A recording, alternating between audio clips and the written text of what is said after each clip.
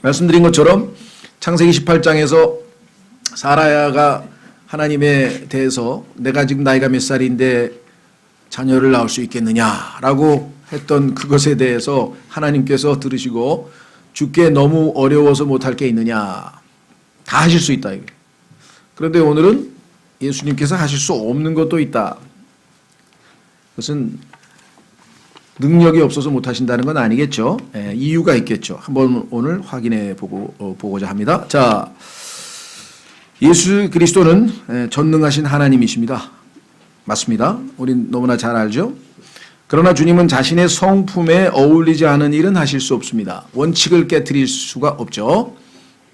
그렇죠? 예. 예수 그리스도를 믿지 않는 자들을 구원하실 수는 없어요.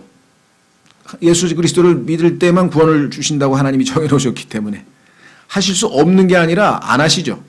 자, 예를 들면 성경에 써 있습니다. 하나님은 거짓말 하실 수 없다. 이게 또 한 구절 써 있죠. 두 구절이나.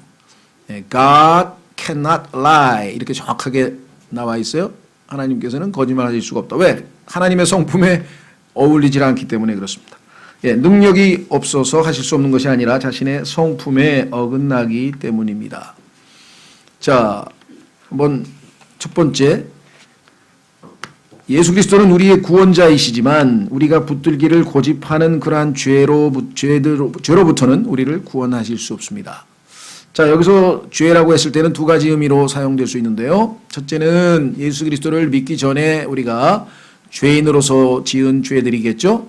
그런 것들은 예수 그리스도를 처음으로 이제 믿으면 우리가 그 죄들로부터 구원을 얻게 되는데 조건은 믿는 것이죠. 그래서 믿지 않는 자들은 구원하실 수가 없습니다. 자, 한번 확인해 보겠습니다. 디모데전서 2장 4절. 디모데전서 2장 4절에 하나님께서는 분명히 모든 사람을 구원하기를 원하신다 그랬는데 그 하나님의 뜻이 성취될 수 없어요. 어떤 의미에서는 디모데 전서 2장 4절, 디모데전서 2장 4절, 그분은 모든 사람이 구원을 받고 진리를 아는 데 이르기를 원하시느니라. 모든 사람이 구원받기를 원하신다고 이 다른 성경 구절에도 베드로후서에도 써 있습니다. 그런데도 불구하고 우리 주변에는 구원받지 못한 사람들이 많이 있습니다. 이유인즉슨 당사자들이 구원받기를 원치 않기 때문이죠. 그렇죠? 뭐 우리가 쉽게 뭐 백화점에서 무슨 행사를 하는데 당일날 9시까지 도착하는 사람들에게는 뭐 무슨 선물을 준다. 알고는 있지만 그 선물을 받기 위해서 거기에 가야 받는 거지 그 사실을 알고 있다서 받는 건 아니죠. 그렇죠? 하나님께서도 지금 구원을 완성해 놓으시고 누구든지 오는 자에게 주시겠다고 했는데 오지를 않는 사람을 강제로 끌고 올 수는 없으신 거죠. 그런 의미에서 봤을 때 우리는 예수 그리스도께서는 구원받기를 거부하는, 즉 자신의 죄를 끝까지 고집하는 자들에게는 구원을 주실 수가 없다 그랬습니다. 자, 뿐만 아니라 구원뿐만 아닙니다. 여러분과 제가 예수님을 믿고 난 이후에도 우리는 여러 가지 우리를 지배하고 있는 죄 세력에게 때로는 농락을 당하죠. 옛 성품도 있고요, 게으름도 있고요, 미움도 있고요, 성질도 있고요, 짜증도 있고요. 그렇죠? 이런 우리의 옛 성품들이 우리를 여전히 지배하려고 할 때 우리가 주님께 우리 자신을 내어드려서 주님께서 그 모든 것들로부터 우리를 얼마든지 구해낼 수 있는데 우리가 끝까지 고집한다면, 그것을 거부한다면 우리의 매일매일의 삶에서의 죄에 대한 지배로부터 우리를 구원해내실 수가 없다. 그런 말씀입니다.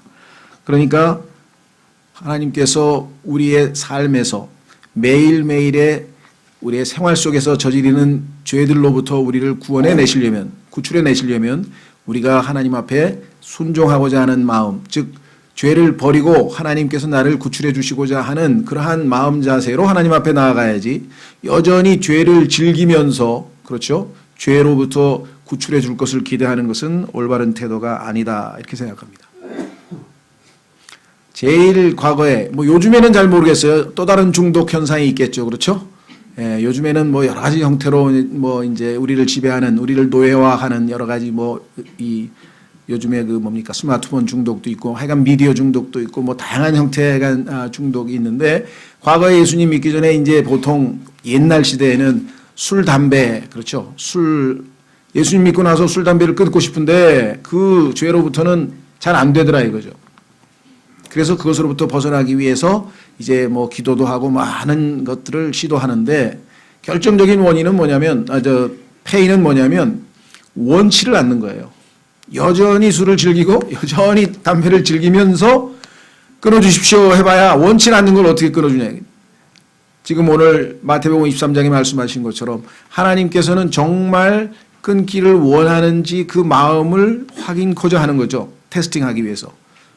그렇죠? 그래서 하고자 하는 의지, 성경에서는 그걸 willing mind라고 했는데요. 하고자 하는 마음이 있으면, 정말 담배를 끊고 싶은데 내 육신의 의지로는 도저히 안 되니까 하나님 도와주십시오. 그러면 얼마든지 하나님께서 도와주실 수 있어요. 근데 그 의지를 분명하게 확인할 때까지는 하나님께서는 도와주실 수 없는 거죠. 또 여러분들 뭐가 있습니까? 자기가 나름대로 꼭 끊고 싶은 나의 옛 습관, 그렇죠? 그런 것으로부터도 우리가 구원을 얻으려면, 구출되려면, 그렇죠? 우리의 의지를 하나님께 내드려서 하나님께서 우리를 도와주실 수 있는 여건을 우리가 충족시켜야 한다라고 성경에 분명하게 써 있습니다. 자, 그래서 디모데전서 4장 10절 한 구절 한번 다시 확인하고 두 번째로 가보겠습니다. 디모데전서 그 한 장 더 넘기시면 4장 10절에 보면 얼핏 읽으면 여러분들이 이게 무슨 소리인가? 구원을 받은 우리에게도 주님이 구원자신가?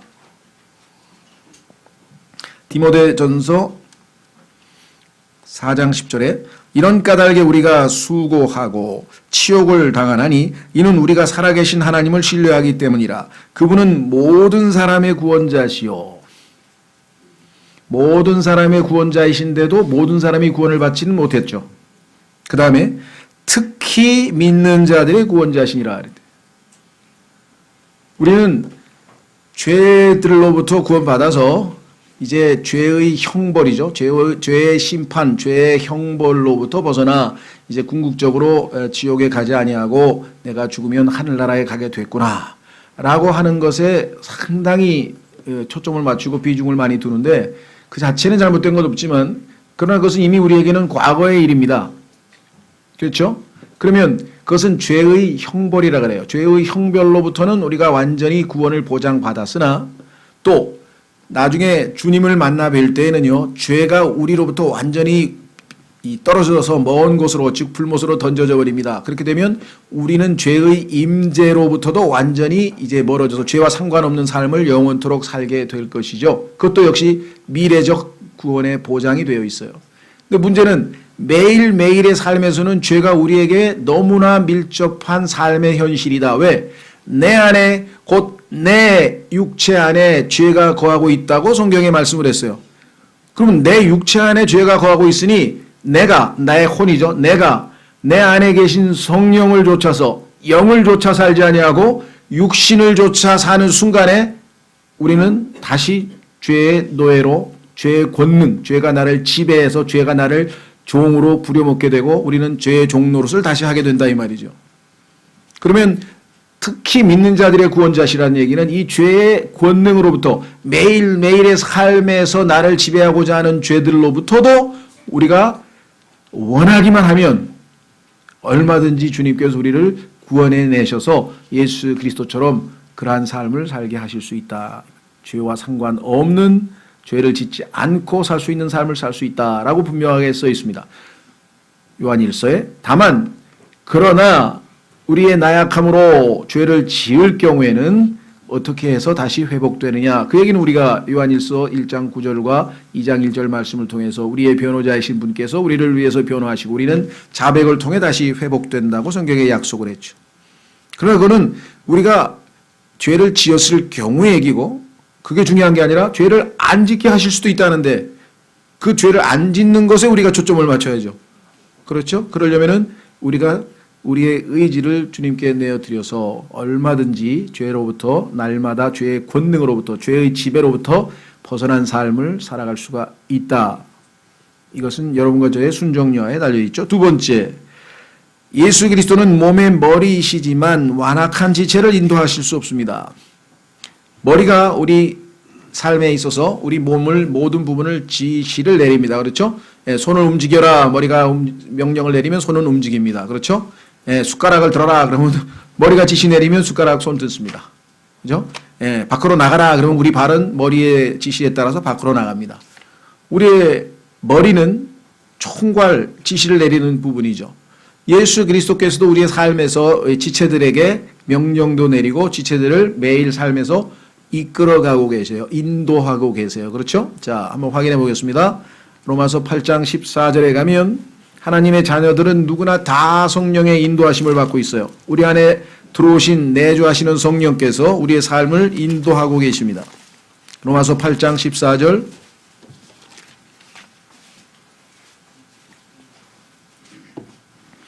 로마서 8장 14절 하나님의 영에 의해 인도받는 자들은 다 하나님의 아들들이니. 하나님의 아들들은 성령께서 내주하셔서 다 인도하고 계시는데 문제는 인도자를 다 잘 따르고 있느냐는 아니라 이 말이죠. 완악한 지체는 안 따라간다. 그렇죠? 목자가 앞서갈 때에 딱 바짝 붙어서 잘 따라가는 양들이 있는가 하면 중간에 자기 길로 가서 중간에 길을 잃어버리는 양들이 꼭 있게 마련인 것처럼 그렇죠? 예. 인도는 다 하고 계십니다. 누구에게나 다. 그러나 본인 자신의 고집에 의해서 따르지 않을 수도 있다. 여기 에베소서 1장 22절에 보면은 예수 그리스도께서 우리의 몸된 교회의 머리 되신다. 골로새서 1장 18절에서도 우리의 머리 되신다. 이렇게 성경에 표현되어 있습니다. 자, 그렇다면 에베소서로 가셔서요. 에베소서 4장으로 가셔서 이 머리가 어떻게 몸 전체를 잘 이끌고 계신가 한번 확인해 보겠습니다. 에베소서 4장. 에베소서 4장.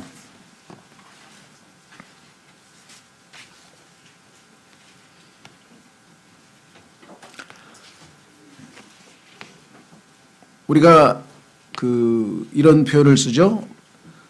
말이 물을 먹여야 될 텐데 물을 먹일 시냇가까지는 끌고 갈 수 있어요. 좀 강제로 안 가려고 하더라도. 문제는 시냇가에 와서 입을 벌려서 억지로 먹일 수는 없습니다. 안 먹으려고 입을 닫고 있으면 그건 결국은 먹일 수가 없는 것이죠. 그렇죠? 그만큼 말이 먹고자 하는 의지가 있어야 성취될 수 있는 일이 있죠. 마찬가지로 인도해 주시는데 안 따라가면 인도할 수가 없는 거죠. 이끌고 갈 수가 없는 것이죠. 자, 에베소서 4장에 보시면 예수님께서 승천하실 때 몸이시죠. 머리 되시죠. 머리 되신 예수님께서 승천하셨기 때문에 지상에 남아있는 자신의 몸을 돌볼 수 있도록 하기 위해서 사람들에게 지상에 남아있는 몸된 교회, 즉 사람들에게 하나님께서 선물을 주셨다 그래서 선물들을 주셔서 그 선물들, 이것을 옛날 성경에서는 은사라 그랬는데요. 은사들이 몸된 교회를 돌보아서, 그죠? 머리 되신 분의 지시를 받아서 이 몸을 돌보는 역할을 눈에 보이지 아니하는 셋째 하늘에 계신 주님에 의해서 이루어지는데 도구로서 사용하는 것이 바로 선물들이라 그랬어요. 자, 확인해 보겠습니다. 11절. 그분께서 4장 11절 그분께서 더러는 사도로 더러는 대언자로 더러는 복음 전도자로 더러는 목사 겸 교사로 주셨으니 이러한 분들을 은사로 주셔서 교회에서 이들을 통해서 몸을 세운다 그랬습니다.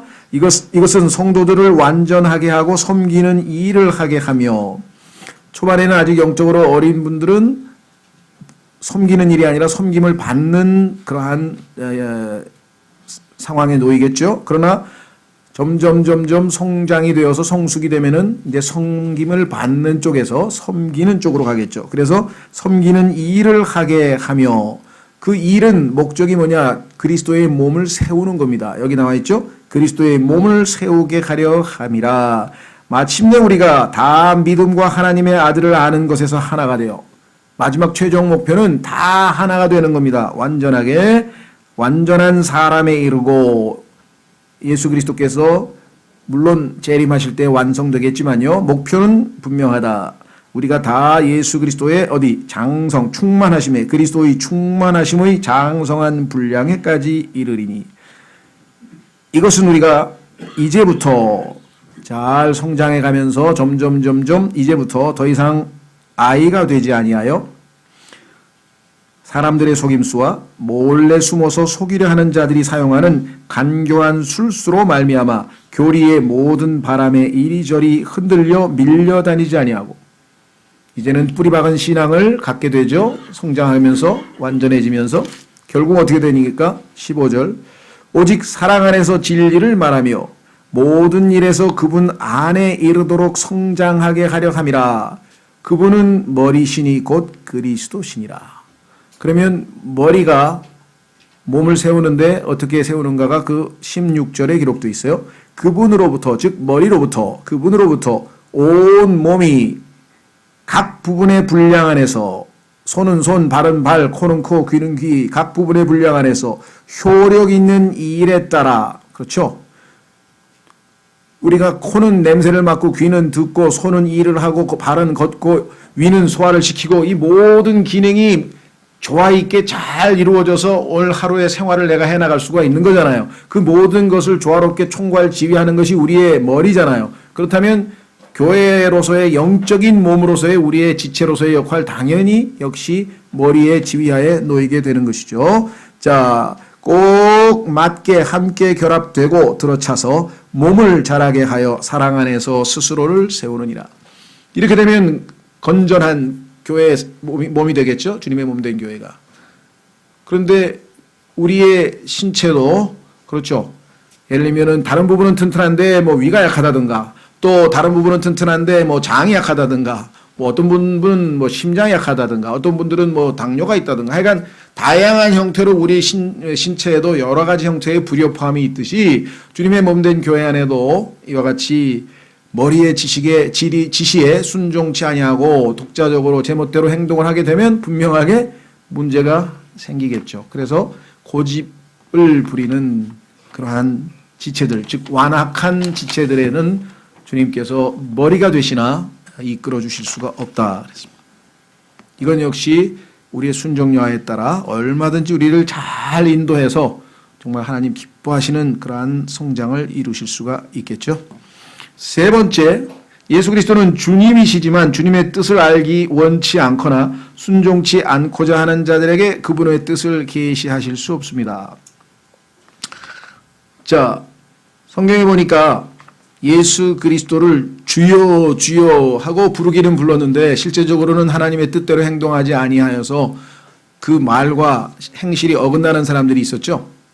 주라고 할 때는 주인이란 뜻인데 주인하고 종 사이인데 주님이라고 부르기는 불렀는데 실제적으로는 순종을 안 하면 그것은 실제 말만 한 것이지 실제 주인으로 여기고 있다는 것이 아닌 것을 우리가 보게 되죠.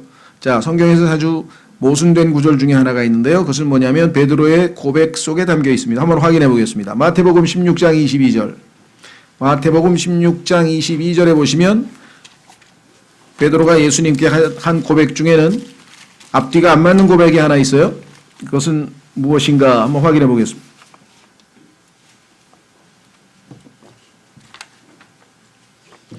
마태복음 16장 22절. 예수님께서 베드로에게 질문했어요. 너희는 나를 누구라 하느냐. 그래서 이제 드디어 베드로의 그 유명한 신앙 고백, 주는 그리스도시요 살아계신 하나님의 아들이십니다. 그래서 이제 참으로 하나님께서 내 아버지께서 너에게 그것을 계시해 주셨다. 그렇게 하면서 예수님께서 이제 복을 주시면서 그때부터 자신이 누구인지를 이제 알게 된 그때부터 드디어 예수님께서는 이제 십자가에 대한 이야기를 비로소 하기 시작했다고 성경에 써 있네요. 21절. 마태복음 16장 21절 그때부터 예수님께서 자기가 반드시 예루살렘으로 가서 장로들과 수제사장들과 서기관들에게 많은 일들로 고난을 당하고 죽임을 당하며 셋째 날 다시 일으켜질 것을 자기 제자들에게 보이기 시작하시니 그때 베드로가 그분을 붙잡고 그분을 꾸짖기 시작하여 이르되 주님을 꾸짖었다. 이거 보통 무모한 짓이 아닌데요. 거기다가 뭐라고 했나 한번 보십시오. 주여 그럴 수 없나이다. 십자가에 가시면 안 됩니다.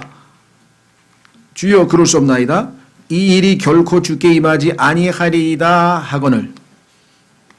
예수님께서 자신의 향후 사역 계획을 발표하셨는데 알려주셨는데 그런 짓 하시면 안 된다고.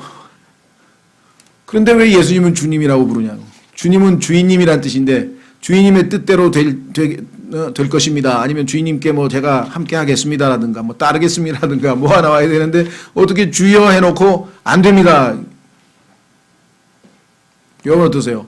우리도 습관적으로 예수 그리스도를 우리가 지칭할 때 주여 주여 자주 하죠. 네, 주님이라고 부릅니다. 그 얘기는 그분은 주님이시고 나는 그분의 종이기 때문에 그분이 명하시는 것에는 다 순종하겠다고 하는 암묵적인 그게 이미 들어가 있는데도 불구하고 주님이라고 부르지만 주의 뜻대로 안 하는 그러한 모습들, 그러한 종에게 어떻게 머리 대신 주님께서 자신의 뜻을 알려주시겠어요? 알려줘봐야 순종 안 할 거 아니에요. 그게 알려주실 필요도 없는 것이죠. 그렇죠? 예. 자, 11장으로 가보겠습니다. 11장에 가보니까 하나님께서는 어떤 사람에게 알려주셨나, 하나님의 뜻을 계시하셨나 한번 확인해 보겠습니다. 마태복음 11장 25절, 마태복음 11장 25절 성경에 보면요, 예수님께서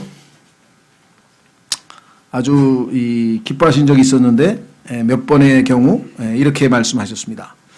25절 그때 예수님께서 응답하여 이르시되 오 하늘과 땅의 주이신 아버지여 주님이여 아버지께서 이것들을 지혜롭고 분별 있는 자들에게는 숨기시고 똑똑하고 뭐 공부도 많이 하신 사람들한테는 안 가르쳐 주시고 요즘 표현을 하면 안 가르쳐 주시고 아기들에게는 드러내셨사오니 감사하나이다. 근데 예수님은 그것을 두고 감사하다 그러시면서 과연 그러하옵니다 아버지여 그것이 아버지 보시기에 매우 좋았나이다. 똑똑하고 잘나고 나는 많이 안다고 막 이렇게 하는 사람들에게는 아버지의 뜻을 숨겨버리시고 순수하게 어린아이같이 순전한 마음으로 하나님 앞에 나오는 자들에게는 아버지께서 아버지의 숭고한 뜻을 계시해 주셨는데 그것이 아버지 보시기에 참 좋은 일입니다. 이렇게 얘기했어요. 자, 그러니까 우리가 하나님의 뜻에 하나님께서 우리에게 자신을 계시해 주시려면은요, 이와 같은 순전한 마음으로 순종하는 마음이죠. 그래서 27절에 내 아버지께서 모든 것을 내게 넘겨주었사오니 아버지 외에는 아무도 아들을 알지 못하고 아들과 또 아들이 아버지를 드러낼 자 외에는 아무도 아버지를 알지 못하나이다. 자, 그래서 주님을 주님으로 섬기고 종으로서 순종코자 하는 사람들에게는 아들께서 아버지의 뜻을 우리에게 계시하시고 알려주신다라고 이렇게 말씀이 되어 있죠.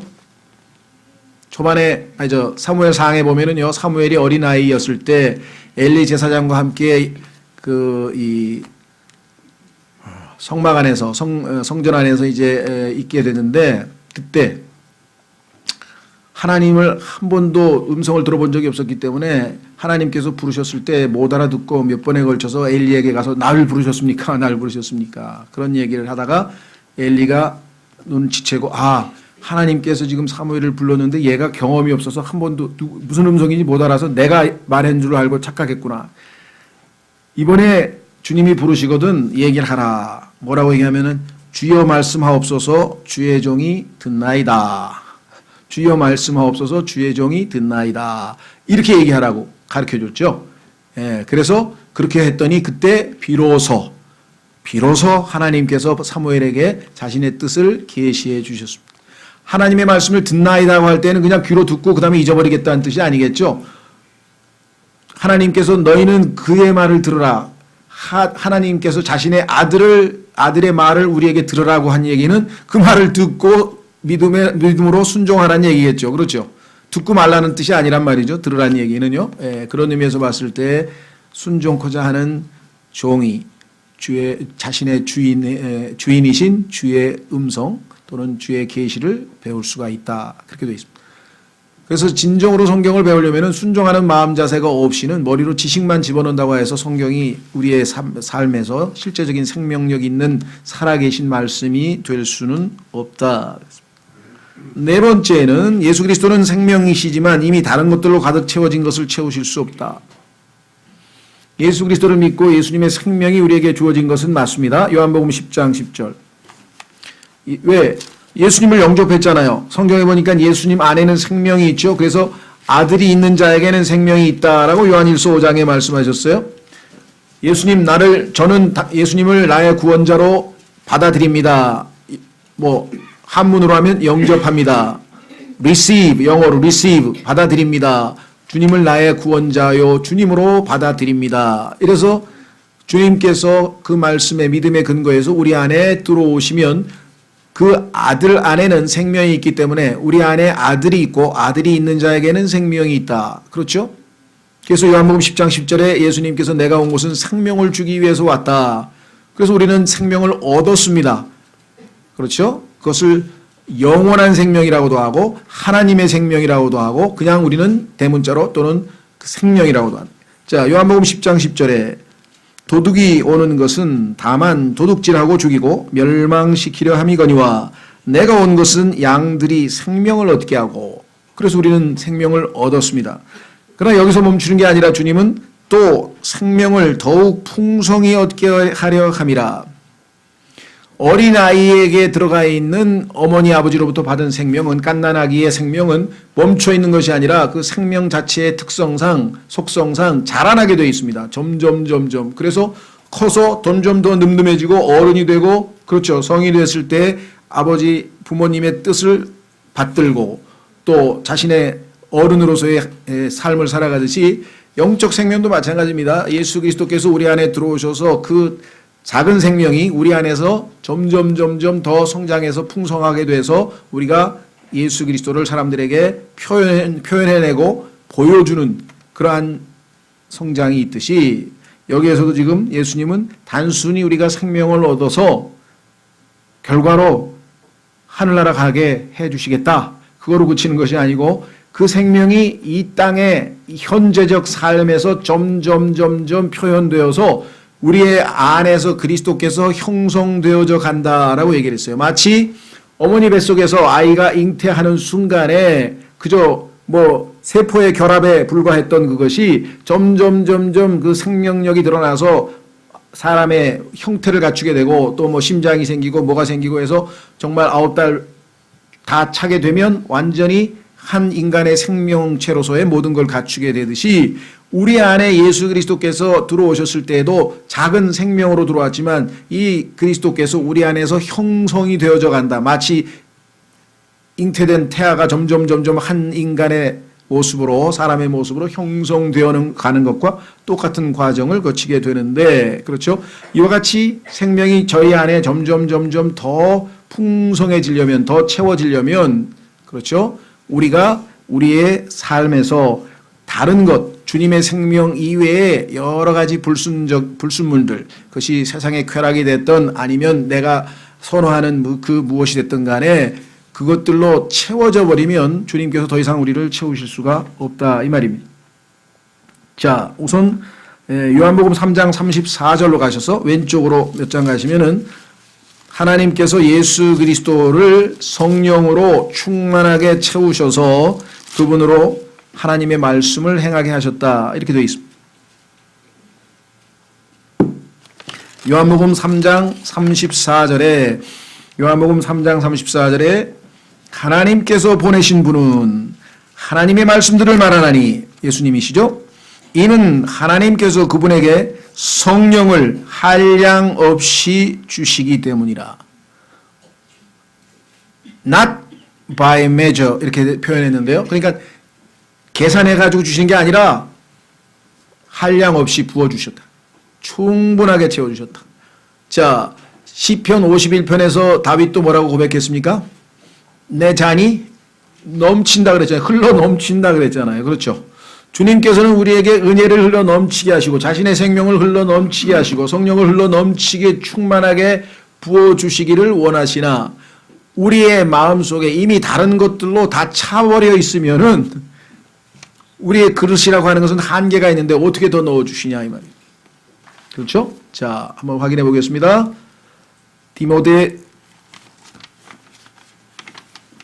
고린도 후서 4장. 고린도 후서 4장에 가면은요, 우리를 예수 그리스도를 안에 담는 그릇이라고 표현했어요. 그릇.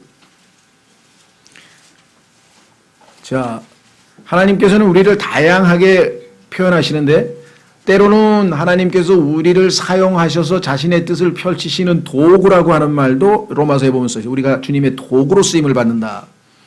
그런데 도구로 쓰임 받는 것도 훌륭한 일이죠. 그렇죠? 그런데 더 놀라운 일은 아예 그분을 우리 그릇 안에 담고 다니는 그릇이라고 우리를 표현해요. 그릇. 우리 안에 주님께서 아예 계시잖아요. 그렇죠? 주님을 담고 다니는 그릇. 자, 고린도후서 4장. 고린도후서 4장 6절. 고린도후서 4장 6절. 빛에게 명령하사 어둠 속에서 빛을 비추게 하신 하나님께서 우리 마음에 빛을 비추사 예수 그리스도의 얼굴에 있는 하나님의 영광을 아는 빛을 비추셨느니라. 예수님 자신이 곧 세상의 빛이라고 자신을 소개하셨죠. 그러나 7절 우리가 이 보배를 질그릇 안에 가지고 있나니. 질그릇, 우리가 질그릇인데 안에 보배이신 예수님을 담고 있는데 이것은 뛰어난 권능이 하나님에게서 나며 우리에게서 나지 아니하게 하려 함이라. 그렇습니다. 우리가 뭔가 하나님을 위해서 능력이 있는 뭔가를 했다고 한다면 그것은 당연히 우리 안에 계신 주님께서 그 일을 하신 것이지 우리가 한 것이 아닌 것을 보여주기 위해서 우리 안에 그 보배로운 분께서 들어와 계신다라고 성경은 말씀을 했습니다. 그래서 우리는 이 세상에 다른 여러 가지 것들로 우리가 채워져 있을 때, 그렇죠? 하루에 여러분들이 우리의 이 머리도 지력도 한계가 이 용량이 있어요. 하루에 소화해낼 수 있는 용량이 있을 거 아니에요. 그런데 많은 여러 가지 물론 자기의 직장에서의 생활도 해야 되고 또는 뭐 학생이면 공부도 해야 되고 다 하지만 그러한 것들로 이미 꽉 차 있을 때에는 성경을 읽을 때 우리는 훨씬 그 갈망이 약해요. 그렇죠? 예, 그래서 우리가 정말 이 영적인 우리 안에 충분히 주님께서 채워주실 수 있는 그러한 조건을 갖추지 않는다면 다른 것으로 가득 차 있을 때에는 채워주시고 싶어도 채워주실 수가 없죠. 다른 게 들어갈 수가 없는 이미 마음 상태가. 그렇죠? 예. 제가 과거에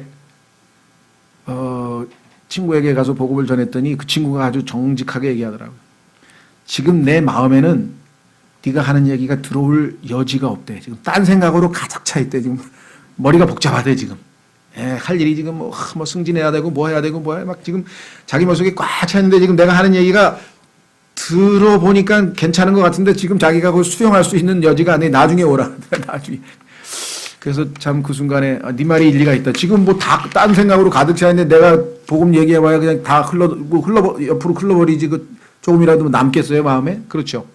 그래서 여러분도 복음 전할 때에는 그 마음밭이 준비되도록 그렇게 늘 기도해야 되겠죠. 자, 우리에도 마찬가지 하나님께서 뭔가를 채워주시고 싶어도 하나님 이외의 것을 우리가 가득 차버리면 더 이상 우리를 채워주실 수 없다는 사실을 기억하시고요. 5번째, 예수 그리스도는 성결케 하시는 분이시지만 자아와 세상을 향해 살기를 더 좋아하는 자들을 주님께로 거룩히 구별하실 수 없습니다. 자, 예수님은 우리를 거룩히 구별하시는 분이라 그랬고 우리는 구별된 자라 그랬어요. 한번 확인해 보겠습니다. 히브리서 2장 11절에 예수님과 우리와의 관계를 거룩히 구별하시는 분, 우리는 거룩히 구별된 자 이렇게 되어 있어요. 히브리서 2장 11절. 히브리서 2장 11절 말씀.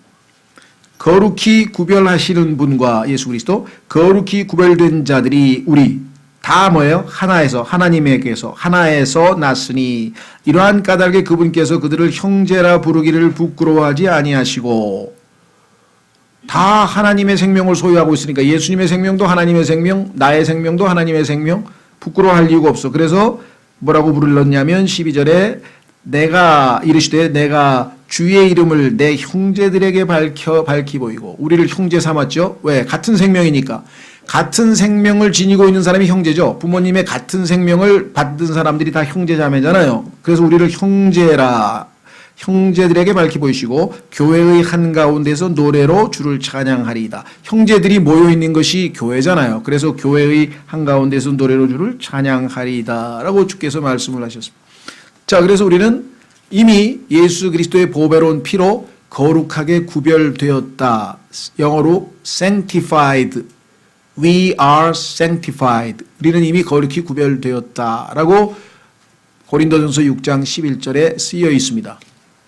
그래서 holy life, 거룩한 삶을 살라야 해. 거룩하게 구별해 놓으셨으니까 하나님께서 예수님의 피값을 주고 사셔서, 그러니까 이제 하나님만을 위해서 살라 이랬는데, 그 거룩한 삶을 살지 아니하고 세상적인 삶 또는 눈에 보이는 쾌락 이런 것들을 쫓아서 살게 되면 하나님께서 그를 하나님의 거룩한 삶으로 구별시켜 주실 수가 없다. 자, 그래서 성경에 보니까 여러분 잘 아시는 데마라고 하는 사람이 있었죠? 사도 바울과 함께 복음 전하는 팀이었는데, 그 데마가 디모데후서에 뭐라고 기록되어 있냐면은 이 현 세상을 사랑하여 나를 떠나갔다, 이렇게 바울이 얘기를 했어요. 함께 주님의 일을 하다가 중도에 가버렸는데 그 이유가 뭐냐, 하나님께서 바울을 거룩히 구별해서 하나님의 복음을 전하는 일을 맡기셨어요. 그런데 바울은 거기에 충실되게 그 구별된 삶을 살았는데, 함께 복음을 전하던 데마는 당시에 그리스 로마 문명 앞에 압도당해서 그 이 현 세상을 사랑해서 바울을 떠나버렸어요. 그런 사람을 하나님께서 억지로 다시 거룩히 구별할 수는 없는 것이죠. 여러분과 제 마음이 하나님을 떠나서 이미 다른 세상적인 것에 이미 가 있는데 하나님께서 우리를 어떻게 구별하실 수가 있겠습니까? 성별을 하나님의 뜻이지만 성별된 삶을 살고자 하는 마음을 하나님께서 우리 안에서 보시지 않는다면 우리를 성별된 삶으로 인도해 주실 수가 없다라고 성경에 분명하게 말씀을 하셨습니다. 마지막으로 여섯 번째, 예수 그리스도는 대장, 성경에 보니까 캡틴이란 말을 썼어요. 캡틴.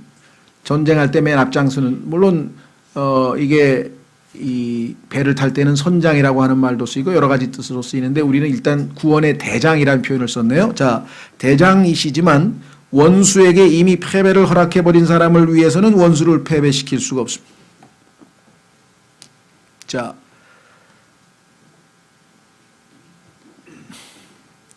히브리서 2장 10장은 거기 나와 있는 것, 대장이라고 하는 표현이 나오는 성경 구절이니까 참고를 하시고요. 우리가 찾을 성경 구절은, 자, 로마서 8장으로 한번 가보겠습니다.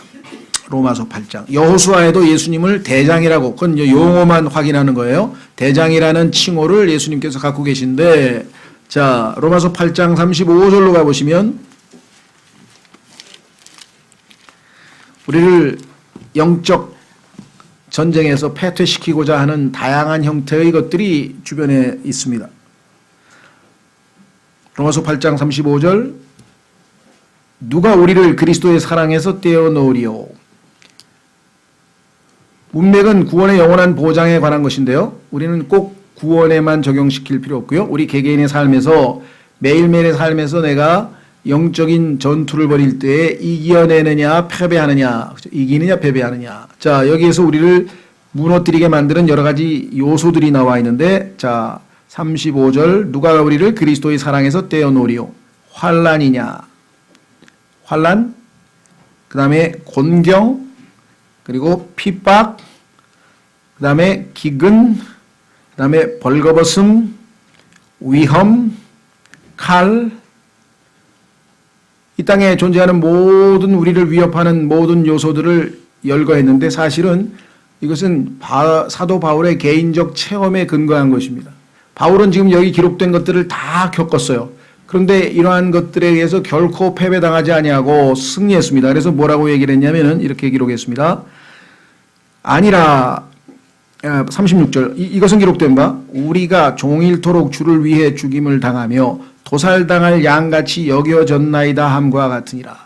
바울의 삶은 특히 고린도 후서 11장에 가면 그가 받은 주님을 위해서 받은 고난을 보면 지금 바울이 자신의 인생을 이렇게 고백합니다. 종일토록 주를 위해 죽임을 당하며 도살당할 양같이 여겨졌나이다 같으니라. 그러나 아니라 이 모든 것 가운데에서 여기 나와 있는 이 모든 조건에도 불구하고 우리는 우리를 사랑하신 그분을 통해 정복자들보다도 더 나은 자들이니라. 여기 정복, 컨커러라고 썼죠? 예. 옛날 성경에는 그걸 이기는 자라고 했는데 우리는 정확하게 컨커러를 정복한다. 나를 대적하는 모든 것 하나하나를 다 정복해서 이겨내는 거죠. 승리하는 것이죠. 예. 그런데 우리는 그리스도의 사랑 때문에 그분의 사랑을 통해 정복자들보다 더 나은 자들이니라. 그래서 이 세상에 존재하는 그 어떠한 것도 우리를 패배시킬 수 없다. 그래서 자 보세요. 38절 내가 확신하노니 사망이나 생명이나 천사들이나 정사들이나 권능들이나 현재 있는 것들이나 장래에 있을 것들이나 높음이나 깊음이나 다른 어떤 창조물이라도 능히 우리를 그리스도 예수 우리 주 안에 있는 하나님의 사랑에서 떼어놓지 못하리라. 자, 여기는 1차적으로 우리는 절대로 구원을 잃어버릴 수 없다라고 하는 것이 1차적인 교리적인 해석이고요. 우리의 그리스도인의 삶에서 매일매일의 삶에서 우리가 영적으로 적용해 보자면은 우리에게 주어진 그 어떠한 여건, 조건 그것도 우리를 패배시킬 수는 없다. 왜? 예수 그리스도께서는 그 모든 것을 이기신 승리자이시고 이미 바울도 그 승리자이신 예수님과 동행함으로 승리를 맛보았고 그렇죠. 즉 승리자이신 예수 그리스도께 우리가 순종하고 따르면 승리는 보장되어 있는데 만약에 우리가 승리자이신 예수님을 염두에 두지 아니하고 미리 주어진 여러 가지 어려운 조건 앞에서 이미 패배를 자인해버리면 그렇죠. 그 사람을 어떻게 다시 승리자로 이끌 수 있겠는가. 여기에 이제 우리의 믿음이 필요한 것이죠. 예, 그래서 예수 그리스도께서 우리에게 원하시는 바는 뭐냐. 한 가지죠. 너희가 원하느냐. 너희가 매일매일의 삶에서 죄의 권능으로부터 구원받기를 원하느냐. 내가 너희를 인도할 때 따라오기를 원하느냐. 나에게 주님이라고 부른다면 네가 종으로서 순종하기를 원하느냐. 내가 너희를 충만하게 채울 수 있기를 원하느냐. 내가 너희로 하여금 하나님의 뜻대로 성결한 삶을 거룩한 삶을 살도록 할 때 너희가 그러한 삶을 원하느냐. 그리고 내가 너희의 모든 역경 속에서 어려움 속에서도 능히 승리하는 삶을 이끌 텐데 네가 그와 같은 삶을 승리된 삶을 원하느냐. 원하기만 하면 얼마든지 우리를 도우셔서 다 하실 수 있는데 전능하신 분이라 하실지라도 우리가 원치 아니하면 하실 수 없다 이 말이에요. 마치 예수 그리스도께서 오늘 본문 말씀에서 뭐라고 얘기했습니까? 이스라엘에게 유대인들에게 내가 너에게 얼마나 암탉이 새끼를 품는 것처럼 너희를 품기 위해서 얼마나 내가 너에게 애를 썼는데 오 예루살렘아 예루살렘아 대언자들을 죽이고 내게 보낸 자들을 돌로 치는 자여 암탉이 자기 병아리들을 자기 날개 아래 모음같이 내가 그렇게 얼마나 자주 내 자녀들을 함께 모으려 하였더냐. 얼마나 우리를 잘 인도하시고 얼마나 우리를 거룩하게 하시고 얼마나 채워주시고 얼마나 내가 너를 승리된 삶으로 인도하고자 하는데 왜 이것을 못하게 하느냐. 뭐예요? 답은 그러나 너희가 원치 아니하였도다. 결국은 신앙생활에서의 핵심은 우리가 하고자 하는 마음이에요. 그래서 성경에서 이거를 willing mind 또는 willing heart 그것만 확고하면 하나님은 언제든지 도와주실 수 있어요. 그런데 우리가 하나님보다 세상을 더 원하는데 어떻게 하나님께서 우리를 거룩하게 해주실 수가 있겠느냐 이 말. 그렇죠? 항상 자신의 마음을 하나님의 말씀의 거울 앞에 비추어서 내가 정말 하나님이 원하시는 것을 나도 원하는가? 그것만 확고하면 우리는 승리된 신앙생활을 할 수가 있습니다. 여러분과 제가 주님께 진정한 고백으로 주님 제가 원합니다. 이런 고백을 할 수 있기를 바랍니다. 이 시간 잠깐 기도하겠습니다.